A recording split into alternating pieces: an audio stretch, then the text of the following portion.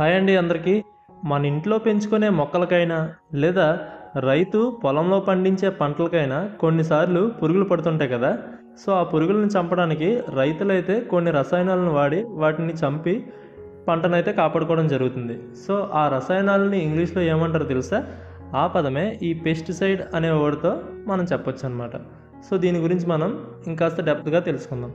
దీనికి డెఫినేషన్ ఏంటంటే killing of pests అని.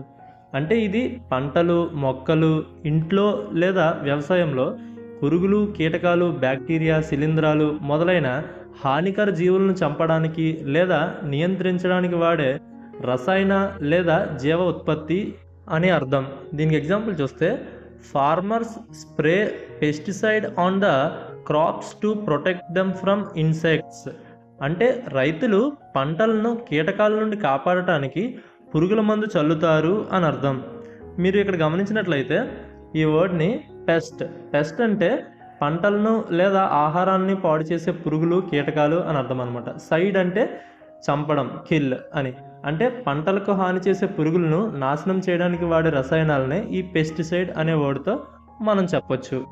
వీడియో నచ్చితే లైక్ చేయండి. ఈ వీడియో ఎవరికైనా యూజ్ అవుతుంది అని అనుకుంటే వాళ్ళకి షేర్ చేయండి. అండ్ వీలైతే ఛానల్ని సబ్స్క్రైబ్ కూడా చేసుకోండి. And thanks for watching.